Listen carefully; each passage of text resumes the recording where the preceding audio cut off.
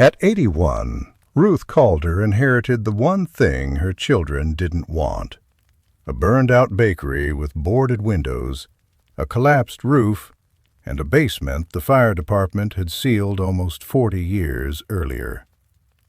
Her son laughed when she signed the papers. Her daughter said, "Well, at least Mom finally owns something no one can take from her." But on Ruth's first night inside that blackened building, rainwater began dripping beneath the floorboards.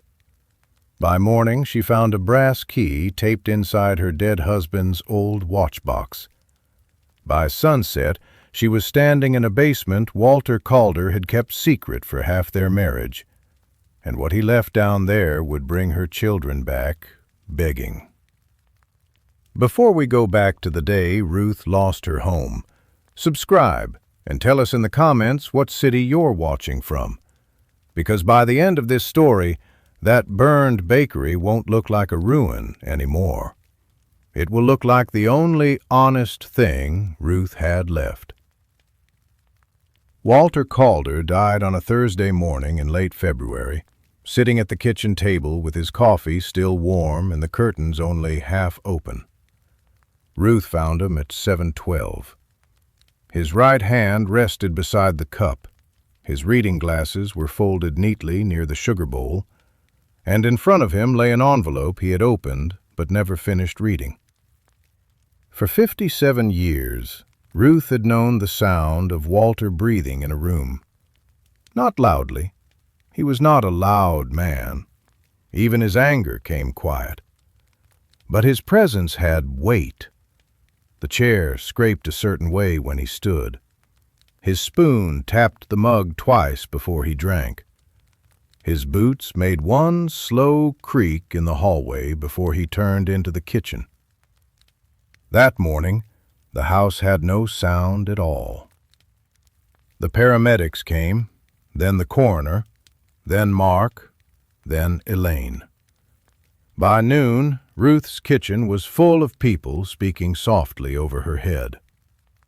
Mark was 52, a real estate broker with clean nails, expensive shoes, and a habit of looking at rooms the way other people looked at bank statements. He hugged Ruth with one arm and kept his phone in the other hand.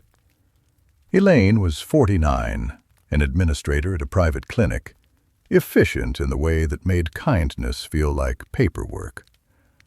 She cried in the driveway before coming inside, then wiped her face and started making calls. "Mom shouldn't have to think about any of this," Elaine said. Ruth was sitting at the kitchen table, staring at Walter's cup. Mark took the envelope from beside it and slid it into his coat pocket. "What was that?" Ruth asked. "Just mail," he said. "I'll sort it."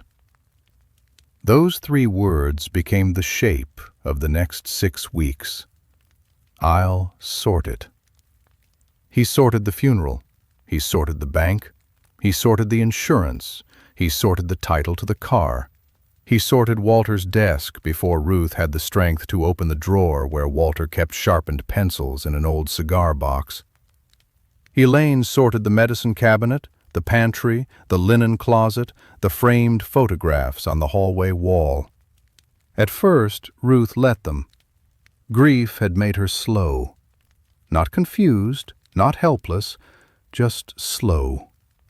It took her longer to answer questions, because every question arrived in a world where Walter was no longer sitting across from her. What kind of service? Which suit should he wear? Did she know where the policy was?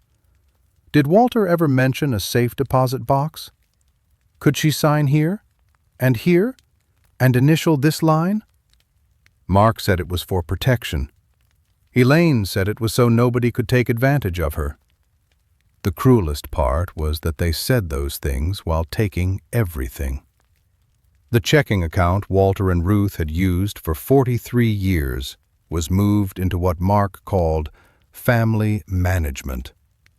Ruth's debit card stopped working at Miller's Pharmacy on a Tuesday afternoon, while a line of people waited behind her and the young cashier pretended not to notice her embarrassment. The Buick disappeared from the driveway 2 days later. "You haven't driven much since Dad got sick," Elaine said, folding the keys into her purse. "And honestly, Mom, your reflexes aren't what they used to be. I drove Walter to every appointment he had." That was different. Ruth wanted to ask how. She didn't. Elaine had already turned away. Then came the house. That one was quiet. Mark had been careful with the house. 8 months before Walter died, when his heart was getting worse and Ruth was sleeping badly, Mark had brought papers to the kitchen table and explained probate, taxes, medical liens, risks Ruth didn't understand and feared enough to believe. Walter had been in the hospital that week. Ruth remembered signing because Mark told her it would keep the house safe. Now he explained what safe meant. "The deed is in my name, Mom," he said. "Technically, it has been for months." They were at Mark's dining room table when he said it. Not Ruth's table. Not the oak one Walter had sanded and refinished in 1994 after Elaine left a hot pan mark in the center. Mark's table was glass, cold under Ruth's fingers, with a centerpiece nobody was allowed to touch. Elaine sat to Ruth's left with a folder on her lap. Mark sat across from her. His wife, Lauren, stayed in the kitchen, opening and closing cabinets loudly enough to remind Ruth she was a guest. "A temporary arrangement makes the most sense," Mark continued. Ruth looked at him. "What arrangement?" "There's a place outside Carver," Elaine said. "Not a nursing home, more like a residential care setting." "A boarding house," Ruth said. Elaine's mouth tightened. "Mom, don't make this harder." "I'm not making anything. I'm asking where you're sending me." Mark leaned back and rubbed his forehead. "No one is sending you anywhere. But you can't stay in the house alone, and Lauren and I don't have the space long term." Ruth glanced toward the hallway. She had been sleeping in Mark's spare room for 11 nights, beside a treadmill and 3 boxes of Christmas decorations. Her suitcase was still zipped because Lauren had not cleared a drawer. "I have a house," Ruth said. Mark's face changed, just slightly. Pity would have been easier to bear than irritation. "Mom," Elaine said carefully, "sometimes you get confused." Ruth looked at her daughter then, really looked at her. The pearl earrings Ruth had given her on her 30th birthday, the soft gray sweater Ruth had washed by hand after Elaine spilled wine on it at Thanksgiving, the eyes that would not meet hers. "What did I confuse?" Elaine opened the folder and did not answer. That was when they brought out the final inventory. Walter's remaining papers, titles, old business records, county notices, tax statements from properties Ruth had not heard mentioned in years. Mark went through them quickly, sorting life into piles: house, account, vehicle, personal effects, disposal, pending. Then he stopped at a thin packet with a black and white photocopy clipped to the front. "What's this?" Elaine asked. Mark read the address and gave a short laugh through his nose. Ruth heard it before she saw the paper.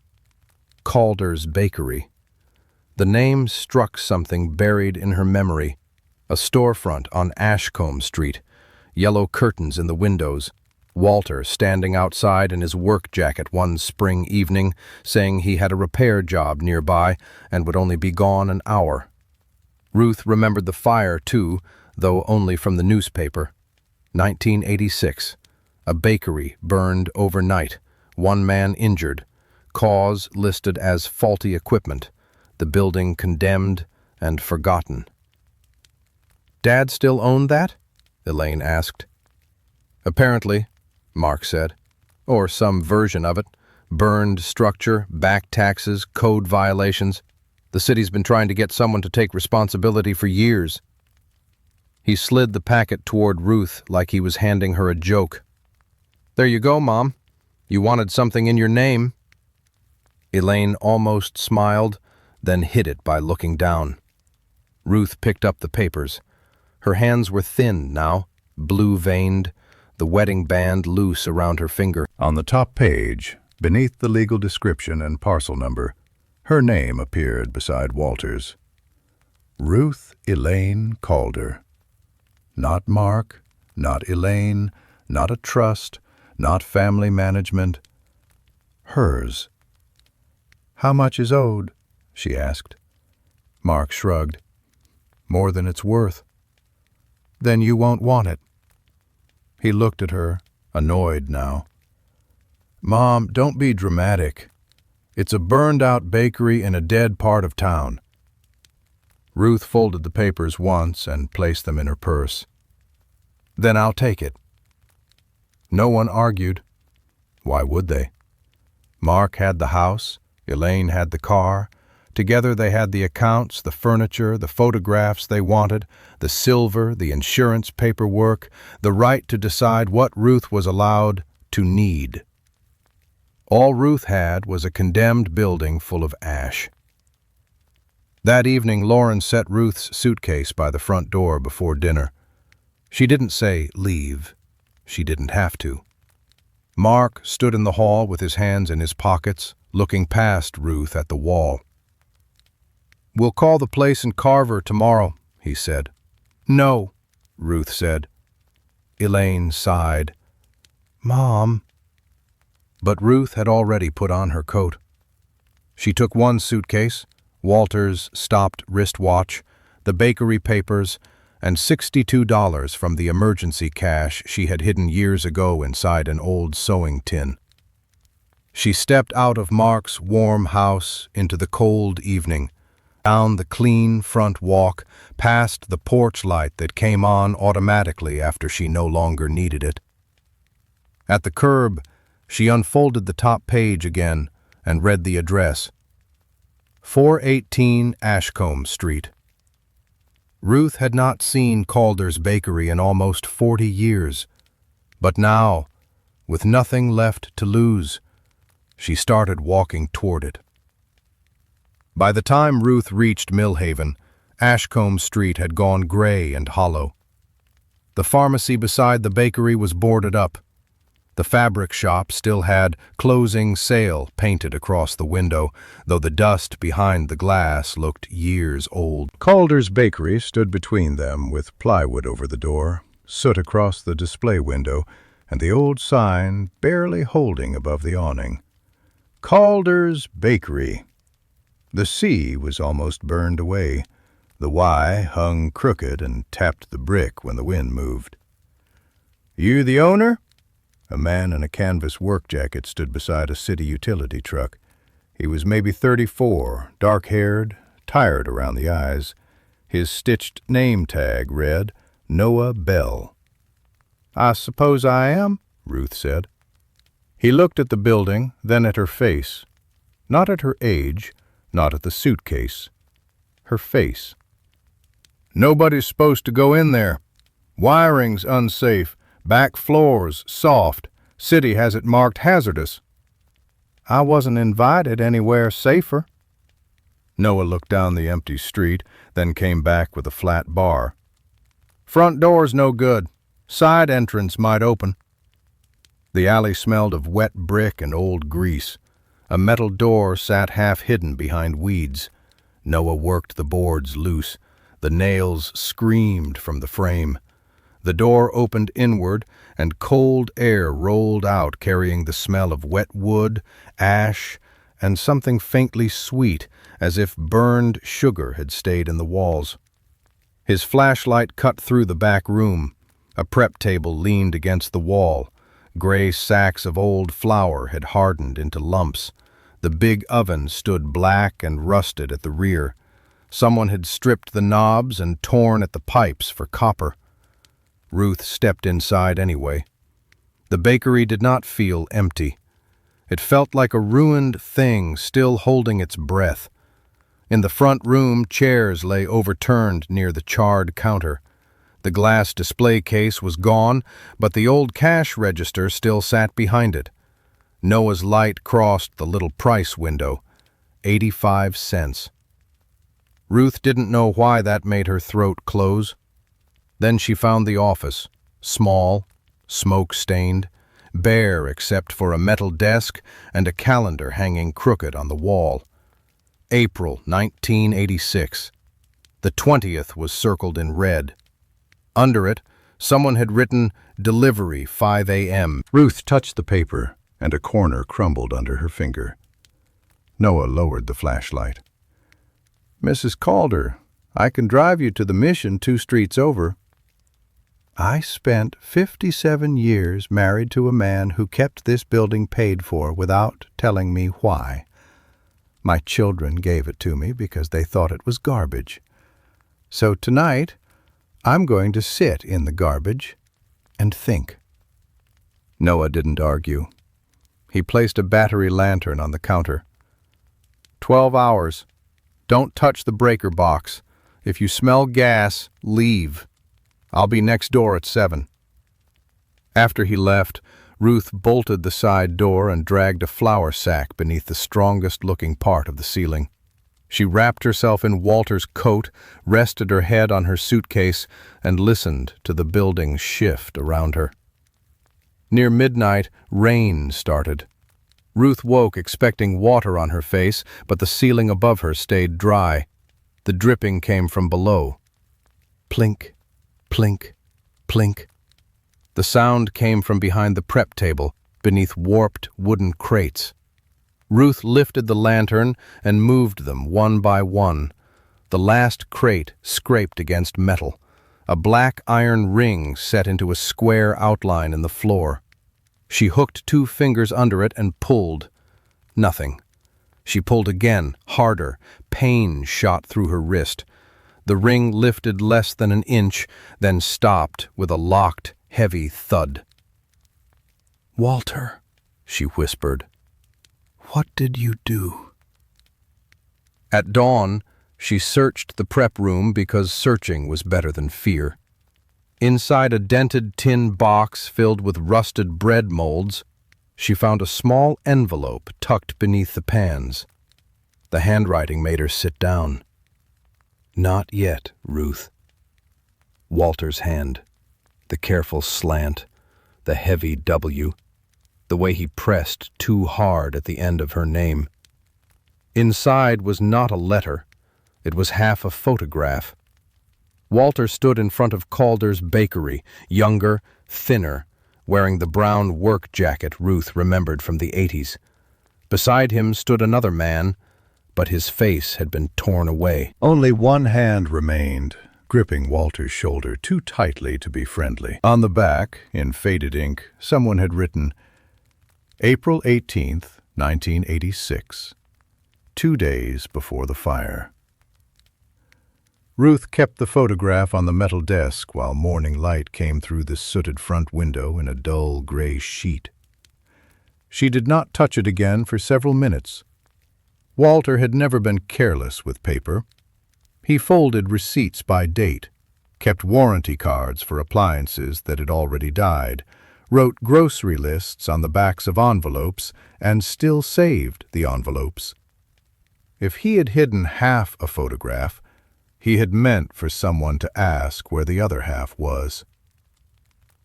At 7:14, Noah knocked on the side door. "Still standing?" he called. "So am I," Ruth answered.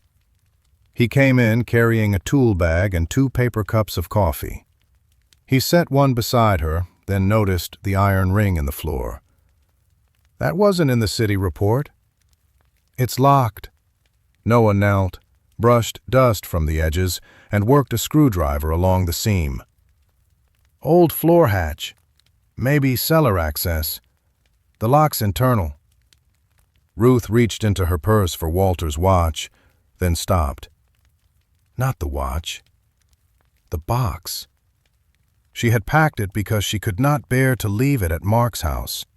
A small mahogany case with a cracked hinge, the kind watches came in when men still expected one good watch to last a lifetime. Ruth opened it on the counter. The inside smelled faintly of cedar and Walter's aftershave, though that was impossible. The watch lay wrapped in a cloth. Beneath it, the faded velvet lining had lifted at one corner. Ruth pulled it back. A brass key was taped flat against the wood. Noah said nothing. That was the first thing Ruth liked about him. He did not fill strange moments with useless words. She took the key to the hatch, fitted it into a narrow slot hidden under the ring, and turned. The lock resisted, then gave with a sound so deep it seemed to come from under the building. Noah gripped the ring with both hands and pulled. The hatch rose slowly, dragging dust and flakes of old paint. Cold air came up from below, dry and mineral, not rotten. Brick steps descended into darkness. "I should go first," Noah said. "No," Ruth said. He looked at her. "My husband put the key in my watch box." She took the lantern and stepped down. The basement was not collapsed. It was not flooded. It was not the ruined pit the city letters had described for decades. It was narrow and low, with brick walls sealed in some kind of clear coating, and a shallow trench cut along the edges to carry water toward a drain. Ruth could hear the rainwater below the floor now, ticking through a pipe somewhere behind the wall. Someone had kept this place alive. At the far end stood a door made of thick plywood reinforced with metal straps. Noah forced the swollen edge with his shoulder. It opened into a room no larger than a pantry.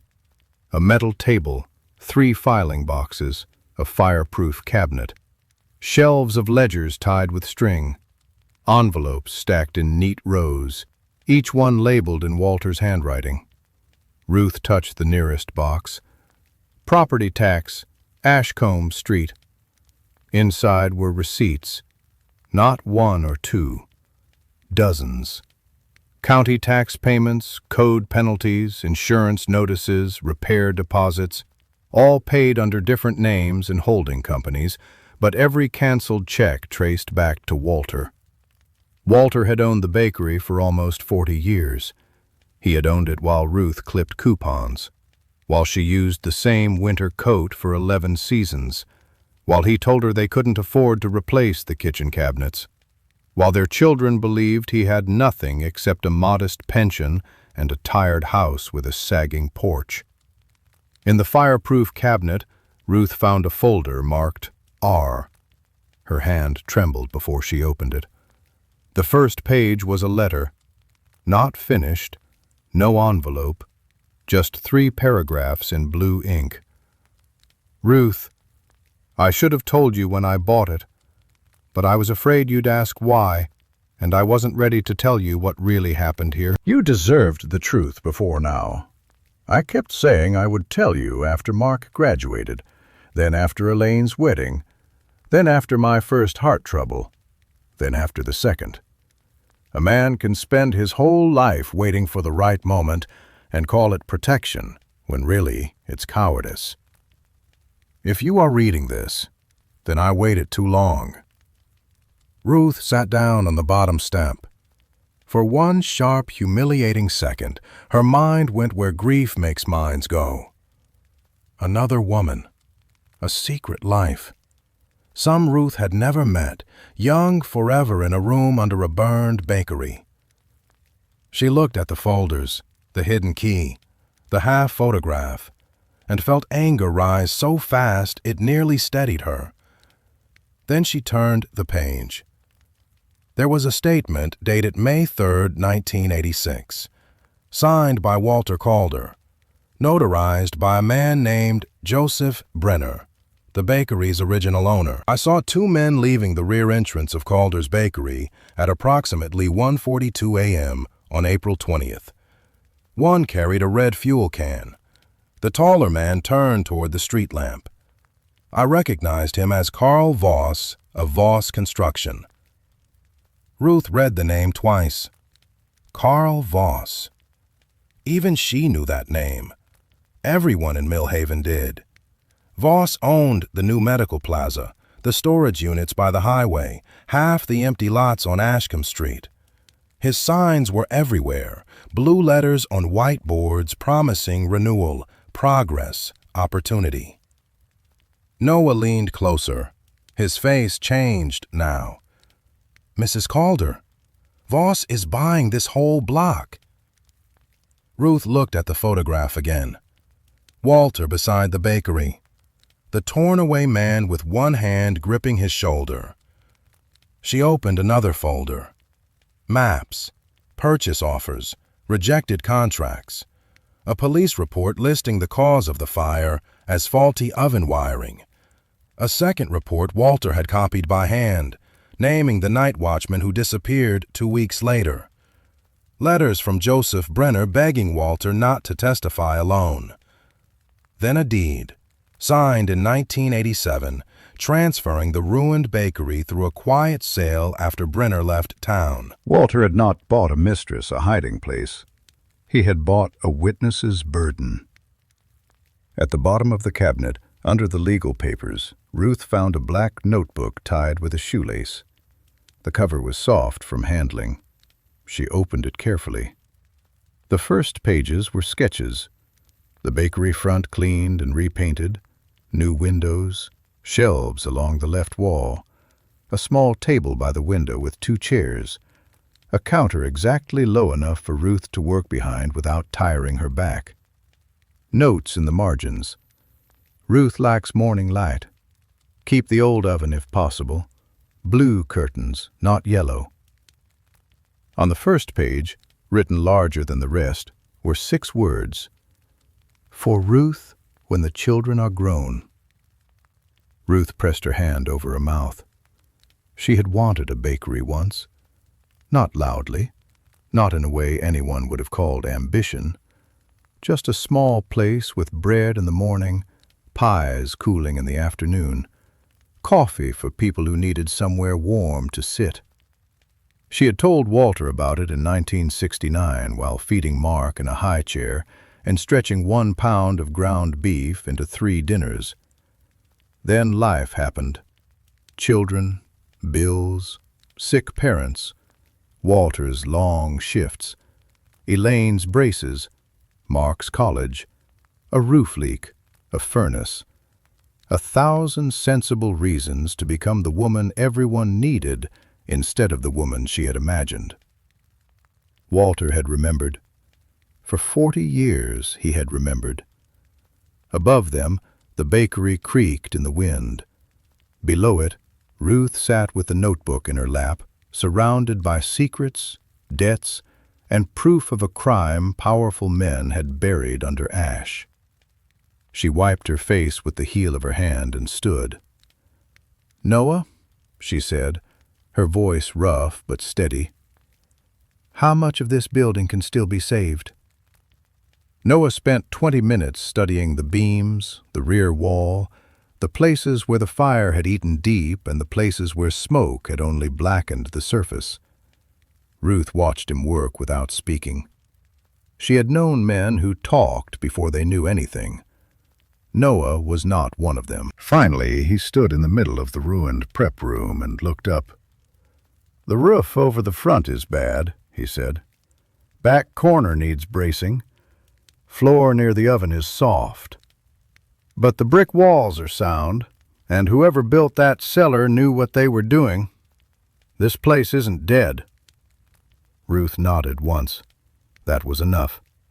She did not have money for contractors, permits, a new roof, or even a proper bed.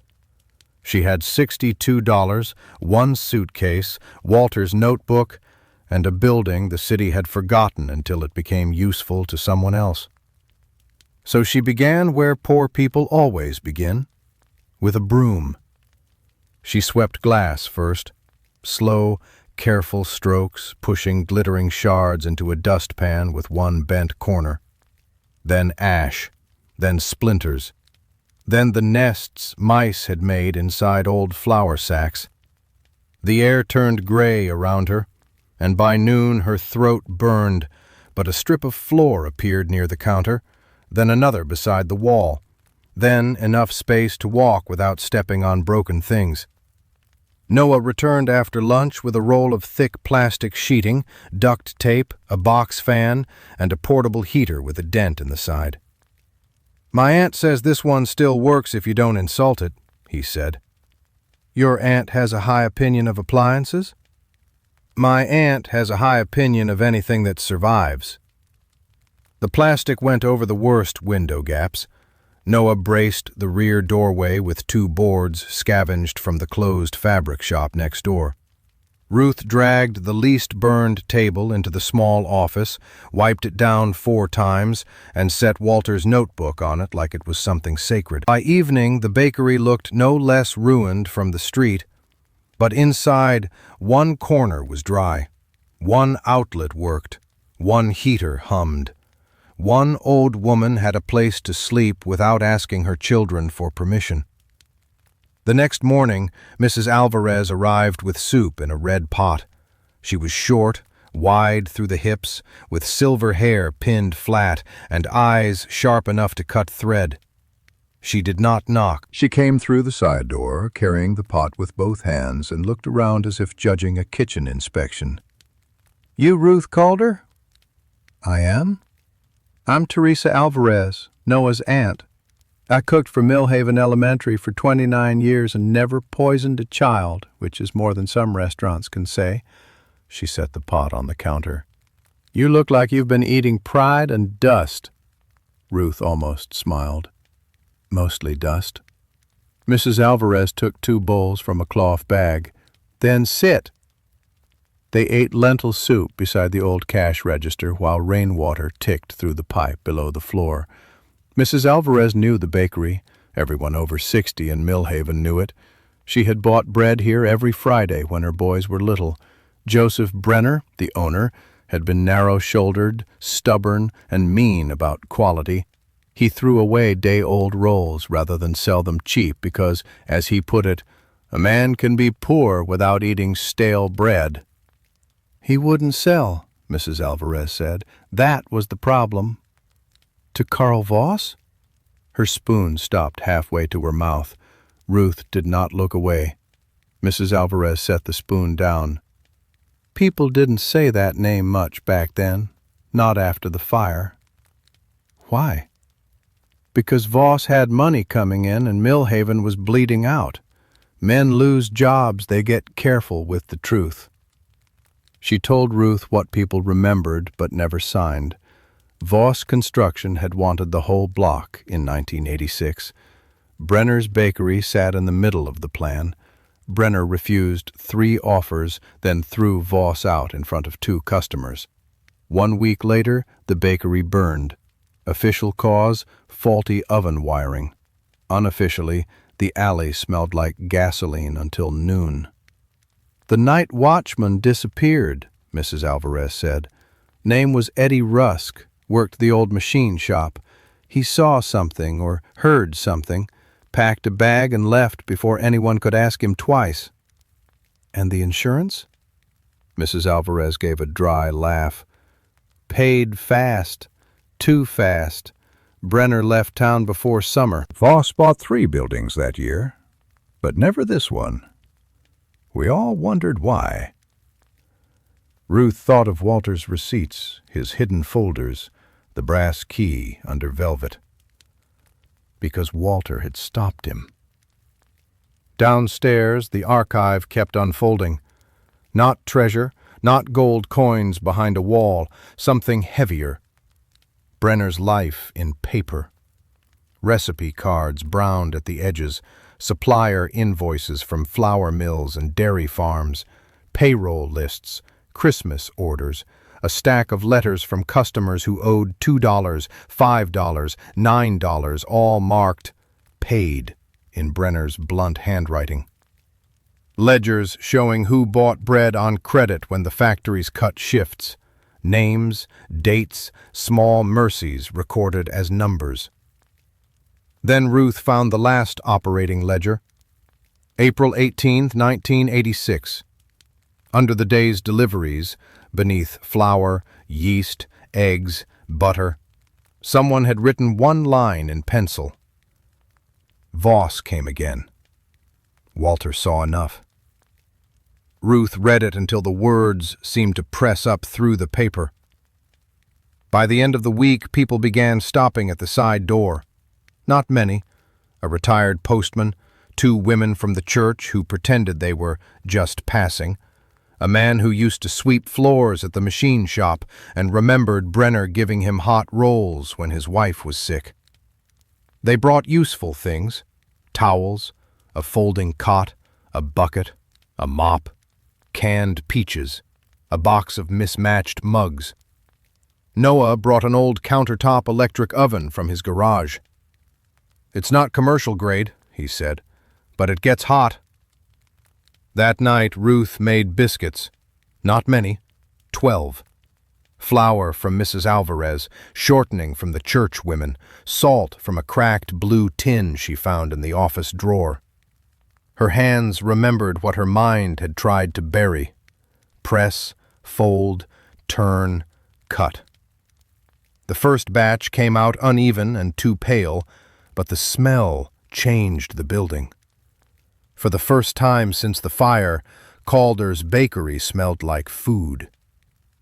The next morning, she made cinnamon rolls. After that, apple hand pies with bruised apples the grocer donated because he couldn't sell them. She did not open a business. She had no license, no sign, no register that worked. She simply baked what she could and set a coffee can on the counter. People left coins first, then folded bills, then notes. For the flour, for Walter, for not letting Voss have it. On the 9th afternoon, a black Lincoln stopped in front of the bakery. The driver stayed inside. The man who stepped out was old but not weak, tall, silver-haired, camel coat, polished shoes that did not belong on Ashcombe Street. He stood across from the burned sign and studied the building with the expression of someone inspecting a mistake that had lasted too long. Then he turned toward the open side door. "Mrs. Calder," he said. Not ma'am, not Ruth. Mrs. Calder, like he had known her name before she knew his face. Ruth wiped flour from her hands and stepped into the doorway. Carl Voss smiled. "I hear you've taken on quite a burden," he said. "I'd like to make it easier. $15,000, cash, for the building, the lot, and whatever is inside." Behind Ruth, the old floorboards creaked above the hidden basement. And she understood. He was not buying a burned bakery. He was buying silence. Carl Voss did not raise his offer when Ruth said no. That told her more than a higher number would have. A desperate man bargains. A frightened man smiles. Voss only adjusted the cuff of his camel coat and looked past her into the bakery, toward the plastic-covered windows, the old counter, the coffee can half full of folded bills.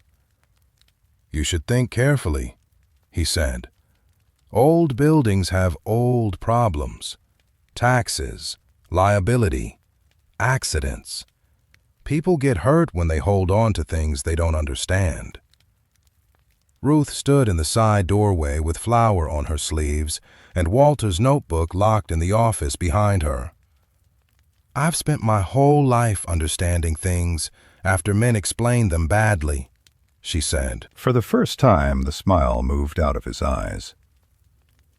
2 days later, Mark arrived. Not alone. Elaine was with him, wearing her clinic coat like a costume of authority, though it was Saturday and the clinic was closed. Mark parked directly in front of the bakery, stepped out, and looked at the building the same way he looked at foreclosures, not at what it was, but at what could be extracted from it. "Mom!" he called, as if he had been worried sick for weeks. Ruth was rolling biscuit dough on the cleaned end of the prep table. Mrs. Alvarez sat near the counter peeling apples into a bowl. Noah was on a ladder, taping a loose run of temporary wiring high enough that no one would trip over it. Mark saw all of them. That bothered him. Elaine came in slower, her eyes moving over the cot in the office, the heater, the jars of donated flour, the stack of folders on the desk. "Mom, we've been calling," she said. "You've been leaving messages," Ruth said. "That isn't the same thing." Mark gave a short, embarrassed laugh meant for the room, not for her. "We were just concerned. You walked out with no plan, and now we hear you're living in a condemned structure." "Who told you?" He didn't answer quickly enough. Ruth wiped her hands on a towel. "Mr. Voss called you." Mark's jaw tightened. "A developer contacted me because he thought the family should be aware of what you were doing." "The family was aware when it gave me the keys to a burned building and sent me outside with a suitcase." Elaine flinched, but Mark's expression hardened. "Mom, nobody sent you outside. You chose to be dramatic." Mrs. Alvarez set her paring knife down. Noah climbed off the ladder. Ruth lifted one hand slightly, and both of them stayed quiet. Mark walked toward the office desk. "Let me take a look at what you found. If Dad had papers here, they need to be reviewed properly." He reached for the top folder. Ruth's hand came down on it first. The sound was small, her palm against paper, but everyone in the room heard it. "No." Mark stared at her fingers. "Mom." "No. I'm a licensed real estate broker, and I'm the owner." Elaine stepped closer, soft voice now, the dangerous one. "Mom, this is exactly what worries us. You're trusting strangers over your own children."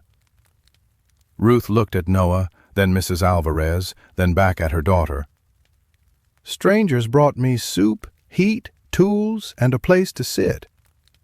My children brought me brochures." Mark's face flushed. He lowered his voice. "You don't know what this property is worth. I know what you thought it was worth when you didn't want it." He left 10 minutes later, but not empty-handed, not with documents, with suspicion. That evening, Mark pulled public planning records from the county database. Ruth would learn this later from June Patel, but she could have guessed the shape of it. Mark sitting in his home office, lights off except for the computer screen, typing Ashcombe Street, Calder parcel, Voss commercial development, access variance. By midnight, he knew. The bakery was ugly, damaged, and expensive to repair.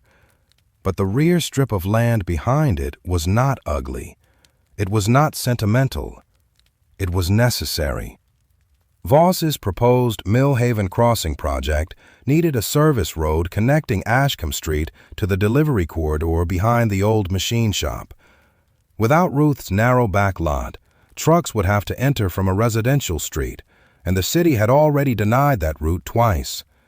The whole development could stall over 41 feet of land Walter Calder had kept paid for under everyone's nose. $15,000 was not an offer. It was an insult wrapped around panic. 4 days later, Ruth received the petition. A county officer brought it in a white envelope and looked ashamed when she asked what it was. Temporary guardianship, emergency review, allegations of impaired judgment, unsafe living conditions, susceptibility to undue influence, irrational refusal of a reasonable property sale. Mark and Elaine had signed it together. Ruth read the words at the prep table while the second tray of apple hand pies burned in the little oven because she forgot to take them out. Not because she was confused, because for 1 minute she could not move. Walter had hidden a dream for her beneath ash. Her children had found out it might be valuable, and reached for the one weapon they still had left: her age. Noah found her sitting there after dark, the burned pies cooling black on the tray. He did not ask what happened. He read the first page, then folded it back into the envelope. "I know someone," he said. June Patel came the next morning in a navy coat and flat shoes, carrying a leather bag scarred at the corners. She was in her early 60s, with silver at her temples and a voice that wasted no room on comfort until facts were handled. She had spent 28 years in estate disputes, elder abuse cases, and guardianship hearings. She listened to Ruth, then she read the petition. Then she read Walter's deed papers, the tax receipts, the maps, and the unfinished letter. When she finished, she looked straight at Ruth. "They don't need to prove you're helpless forever. They only need to make you look confused long enough to take control." Ruth folded her hands in her lap. "Can they?" June did not lie to her. "Yes, if we let them tell the story first." That night, Ruth went back to the basement alone. She had been avoiding the last drawer in the fireproof cabinet because it was stuck, and because part of her was tired of discovering how much Walter had carried without her. But now tired was a luxury. She pulled until the drawer shrieked open. Inside was one sealed envelope. "If Voss comes back." Her name was not on it. Walter had known she would understand.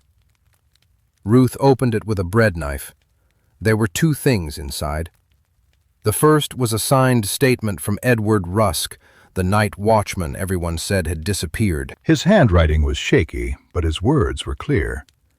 He had seen Karl Voss and another man at the rear door of the bakery at 1:31 a.m. on April 20th, 1986. He had smelled gasoline. He had seen the red fuel can. Walter Calder had pulled him into the alley before the explosion blew out the front windows. The second was a photograph, blurry, dark, taken from across Ashcombe Street. A black car parked behind Calder's bakery 1 hour before the fire.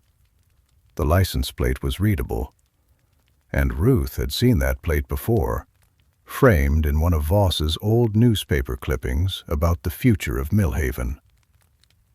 She sat on the basement step with the envelope in her lap and felt the fear settle into something harder. Not courage, not yet. Something better. Evidence. June Patel turned the bakery office into a war room with a folding table, 3 legal pads, and a coffee maker that sounded like it was losing an argument with itself. "Dates first," she said. Ruth sat across from her with Walter's papers stacked in front of her. Noah had patched the office window with clear plastic, and every time the wind moved, it breathed in and out behind Ruth's shoulder. June pointed to the first pile.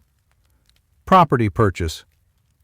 June 12, 1987, Ruth said.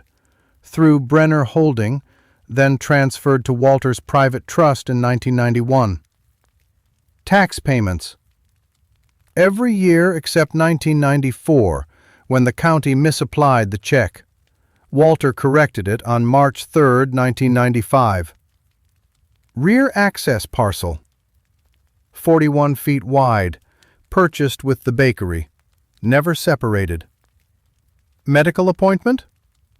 Tuesday, Dr. Harlan, 10 in the morning. June looked up. Good. Again. For 4 days, Ruth learned her own life like she was preparing for a test no woman should have to take to prove she still belonged to herself. Dr. Harlan examined her, asked the year, the president, her address, what she had eaten for breakfast, and why she was living in a damaged bakery. Ruth answered everything. Then she told him exactly what her children had done. Dr. Harlan signed a statement before she left. Noah found the old firefighter. His name was Russell Keene, 73, retired, with a white beard and a limp from a roof collapse in 1998. In 1986, he had been 26 and new to the Millhaven Volunteer Department. He remembered Calder's bakery because it was the first fire that had ever made him sick afterward. "Wasn't the smoke," he told June. "It was the smell. Gasoline doesn't leave your nose once you know it." Mrs. Alvarez brought the last witness on the hearing, a woman named Linda Rusk, thin, nervous, with both hands wrapped around a paper cup she never drank from. Her father had been Eddie Rusk, the night watchman. He had not disappeared. He had run, changed towns twice, slept with a chair against his door until the day he died. "He kept one copy," Linda said, sliding an envelope across the table. "He told me if a Calder woman ever came asking, give it to her. I thought he was losing his mind." Inside was the second half of Walter's file. Eddie's original statement, the one Walter's copy had come from, and a note written in Eddie's hand. Voss said, "Old men burn easy, and witnesses burn easier." Ruth did not sleep that night. The courthouse smelled of floor polish and raincoats. Mark wore a navy suit and the calm face he used at closings. Elaine wore a soft blue sweater and carried tissues in her hand before anyone had said anything sad. They sat together on one side of the room.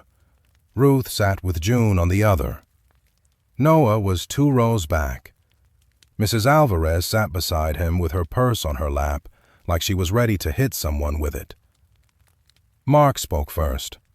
He was good. Ruth hated how good he was. He did not say greedy. He said concerned. He did not say control.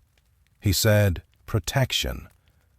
He told the judge Ruth had left a safe family environment and moved into a condemned building with exposed wiring, unstable flooring, and no proper license for the food she was distributing. He said she had become attached to strangers.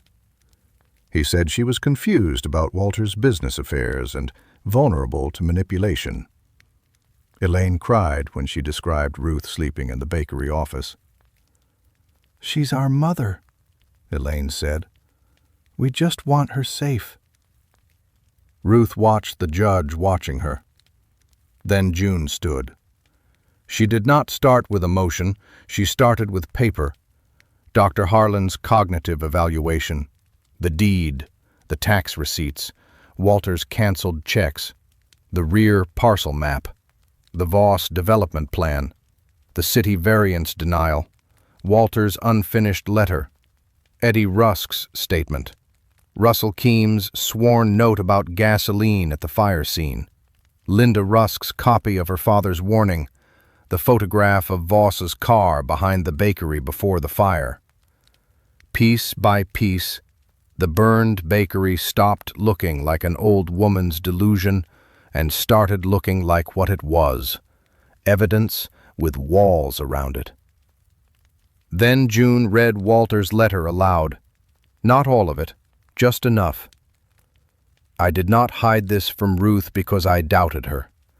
I hid it because Carl Voss already burned one man's business to the ground, and I could not bear to put my wife in the path of a man who knew how to make loss look accidental." The room went still. Mark's face changed then. Not much, but enough. The judge asked Ruth 3 questions. Did she understand the condition of the bakery? Yes. Did she understand the value of the land? Better now than when my children gave it away. Did she want Mark or Elaine appointed as temporary guardians? No, Your Honor. They are not trying to protect me from losing my judgment. They are trying to protect themselves from me using it. The petition was denied. But the hearing did not end there. June requested review of the deed transfer on Ruth's former home. The judge looked at the documents Mark had filed, then at the medical dates, then at Ruth's signature, witnessed by a notary who worked 2 doors down from Mark's real estate office. His expression hardened. "This court will refer the matter for further investigation," he said. For the first time since Walter died, Mark looked afraid. Voss did not come to the bakery again. His lawyers did. 2 of them, both young, both careful, carrying a settlement offer in a white folder. It was not $15,000. It was enough to pay the back taxes, repair the structure, license the kitchen, fund legal action on Ruth's house, and still leave money untouched. In exchange, Voss Development would receive limited access to a narrow strip behind the building. Ruth would keep the bakery, the basement, the front entrance, and full ownership of the main parcel. June advised caution. Ruth advised a change in wording. "No permanent control," she said. "No right to enter the building, no basement access, and his name does not go on my wall." 3 weeks later, the first real crew arrived. Not volunteers with buckets, contractors, roofers, electricians, masonry men. They carried ladders and saws and rolls of insulation through the side door, while Ruth stood across the street with Mrs. Alvarez and watched the bakery become loud with work. A young man climbed onto the awning and unbolted the burned sign. Calder's Bakery came down in pieces. The blackened C broke loose last. Charred on one side, blistered on the other, still shaped enough to know what it had been. "Trash?" the worker called down. Ruth stepped forward. "No," she said. "That one stays." He handed it to her carefully. Ruth held the burned letter against her coat, and for a moment she could smell ash, sugar, rain, and something new under all of it. Fresh-cut wood. By spring, the bakery no longer looked like a place that had survived a fire.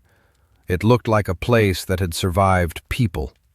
The new floor was old pine, salvaged from a closed church outside Dawson County, sanded but not polished too smooth. Ruth had insisted on that.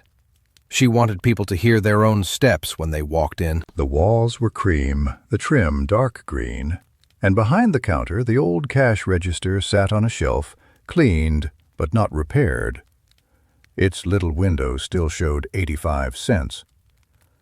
Mrs. Alvarez said that was bad business. Ruth said it was memory. The burned letter C hung in a shadow box near the front door. Beneath it, Noah had mounted a small brass plaque. What tried to end this place became the first thing you see. The display case filled before sunrise each morning. Biscuits first, then cinnamon rolls with uneven swirls because Ruth refused to make them look machine-made. Apple hand pies, brown sugar loaves, 2 of Joseph Brenner's rye breads from the recipe cards in the basement, and 1 peach pie Ruth made every Friday because Walter had loved peaches and hated admitting it. Above the counter, hand-painted in blue, was a sign Ruth had written herself. "No one gets turned away hungry." That line changed the business more than the settlement money ever did. At first, people thought it was a slogan. Then an old man came in one rainy Wednesday with wet shoes, shaking hands, and no wallet. Ruth served him soup, coffee, and a biscuit, and asked only his name. By the next week, 3 more came. Then a woman whose daughter had temporarily moved her into a motel and stopped answering calls. Then a retired mechanic whose nephew had taken his truck. Then a widow with a folder full of medical bills she could not read without crying. June Patel started coming on Wednesdays with a legal pad. Noah built a long table from the salvaged boards. Mrs. Alvarez cooked soup in pots large enough to bathe a child in. They called it Wednesday table. No paperwork at the door, no speeches, no pity. Just food, warmth, and someone who knew how to look at a document before a frightened person signed away the last thing they owned. The basement became Walter's room. Not a shrine, exactly. Ruth disliked that word. Shrines made people seem finished. Walter had not felt finished to her. His sketches were framed along one wall. The property maps hung beside them. His unfinished letter lay under glass near the fireproof cabinet, and below it, Ruth placed the brass key, the half-photograph, and the copied statement that had finally dragged old truth into daylight. People asked if she hated him for not telling her. Ruth always answered the same way. I'm angry he waited. I'm grateful he kept building. Mark came in late June. Ruth saw him through the front window before he opened the door. He looked smaller without confidence. His suit hung loose at the shoulders. The divorce had already begun. One of his development deals had collapsed after the investigation into Ruth's house transfer reached his licensing board. His attorney had advised him to stop contacting his mother about money, property, or signatures, so he came without papers. He stood near the counter and looked at the biscuits as if he had forgotten how ordinary things worked. "Mom," he said. Ruth placed a tray of rolls into the case. "Mark?" "I don't know what to say." "That's new for you." He almost smiled. Then he didn't. "I made a mess of everything." "No," Ruth said. "A mess is when you drop flour. What you made was a choice." His face tightened. He nodded because there was no safe argument left. "I need help," he said. There it was. Not apology first, need first. Ruth had expected it, and still it hurt. "What kind?" "Money. Maybe a place to stay for a few weeks. Lauren—" He stopped. "Things are bad." Ruth looked at the man she had once carried asleep from the car to his band, the boy who used to bring her dandelions with the roots still attached. She could see that child if she tried hard enough. She could also see the man who had taken her house with a pen. "I won't give you money," she said. "I won't sign anything. I won't make you trustee of a napkin." His eyes dropped. "But Sunday mornings, trays need washing, floors need mopping, flour bags need carrying." "You can start there." Mark looked up. "That's it?" "That is more than you offered me." Elaine came 2 weeks later. She stood outside for 10 minutes before Noah finally opened the door and said, "She knows you're there." Elaine cried for real this time, quietly, without tissues ready. She told Ruth she had been afraid of Mark, afraid of being cut out, afraid that if she did not agree, she would be the one left carrying the burden. Ruth listened. Then she said, "I was your mother, not a burden." Elaine covered her mouth. Ruth did not hug her right away. That mattered. Forgiveness, she had learned, could be another thing people stole if you handed it over too quickly. So she gave Elaine the same offer. Sunday, trays. By September, Mark could wash a sheet pan properly. Elaine learned to label takeout containers for Wednesday table.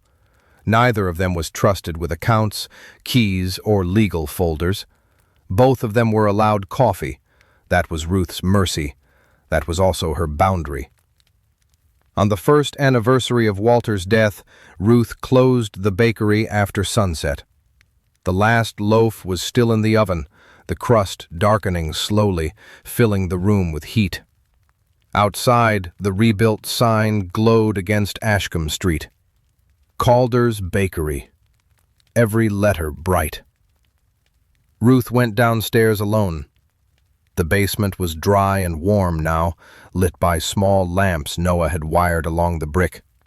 She opened the glass case, took out Walter's watch, and wound it the way she had watched him wind it every morning. For 3 seconds, nothing happened. Then the second hand moved. Once, twice, 3 times. Ruth laughed, and the sound broke into something close to crying. She unfolded the last page of Walter's letter, the one she had never displayed because some words belonged only to her. I was late giving you your dream, Ruth, but I never stopped building it. The oven timer rang upstairs. Ruth placed the watch back under the glass, climbed the stairs slowly, and opened the oven door. The bread came out golden, heavy, alive in her hands. She set it on the counter beneath the old cash register, while outside a woman she did not know paused at the window, read the sign, and came in from the cold. If this story stayed with you, subscribe for more, and write in the comments the name of someone who quietly built something for you, protected you, or loved you without needing applause. Sometimes the greatest gifts are not the ones we see when they are given. Sometimes they are waiting under ash, behind a locked door, until the day we finally need them.